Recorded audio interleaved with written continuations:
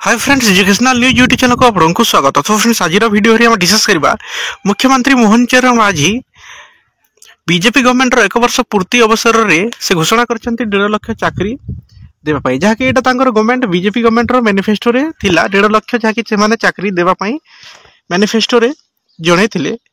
ताहा जहा कि 1 वर्ष पूर्ति अवसर रे से घोषणा करछंती 1.5 लाख चाकरी रो 28,000 चाकरी ऑलरेडी जहा कि दिया सारी छी और 40,000 गवर्नमेंट जॉब यही फाइनेंशियल ईयर रे से माने देबा पई कहिसंती। आसीबो जहाँकि आपको निजुक्ति यही 40,000 एएनएम नर्सिंग ऑफिसर ये सब रिक्रुटमेंट आसीबो। आपण माने एही वीडियो रे देखि परिबे मुख्यमंत्री मोहन चरण माझी को प्रेस विवृत्ति, जहाँकि प्रेस रे से माने कोन कहिसंती ताहा आज आपण देखि परिबे। ए वीडियो रे शेष जाए देखंतु। तो फ्रेंड्स, एमिति नुआ नुआ इनफॉरमेशन ता सहित जॉब अपडेट वीडियो आपण देखै चाहते हम चैनल को सब्सक्राइब करंतु, वीडियो टी छोटा लाइक करंतु, ता सहित वीडियो को बहुत मात्रा शेयर करंतु आपण मानक संगा मानक सहित समस्त जहाँकि एही इनफॉरमेशन टी पाई परिबे। तो चलंतु देखि नबा मुख्यमंत्री मोहन चरण माझी को प्रेस रे कहिथिबा 1.5 लाख चाकरी को नै तांकर बाइटटी। एवं विशेष करी युवक मानकू सेमानको जॉब तांको पय क्रिएट करबा एवं सेमानको चाकरी देबा।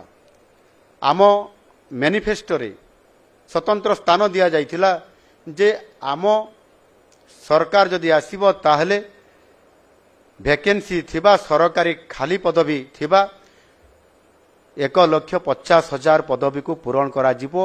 आम सरकार आसिले 5 वर्ष भितरे आज आमे ताकू त्वरान्वित करिछु एवं गोटे वर्ष भितरे पाखापाखि 28,000 सरकारी खाली थिबा विभिन्न पदवी को स्वच्छ प्रक्रिया रे नियुक्ति प्रक्रिया माध्यम रे समान को नियुक्ति मेला करी आज 9टी नियुक्ति मेला रे समान को आज चाकरी देवार व्यवस्था खाली थिबा पदवी को आज पूरण करिछु। केवल समान को युवक मान को एथरे नियुक्ति करिबा समान को चाकरी देवा ये गोटे एकमात्र आमर उद्देश्य नुह।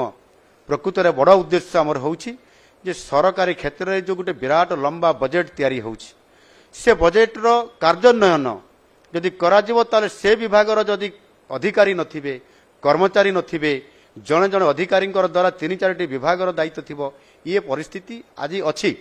आउ सेथि पई आमे धीरे धीरे ताकू आज पूरण करिबारे गोटे वर्ष भितर 28,000 आगामी वर्ष यही चलित 2025-26 आर्थिक वर्ष रे आहरी 40,000 नियुक्ति देवार प्रक्रियाकरण भितर एबे आमे ताकू कार्यक्रम आरंभ करिछु।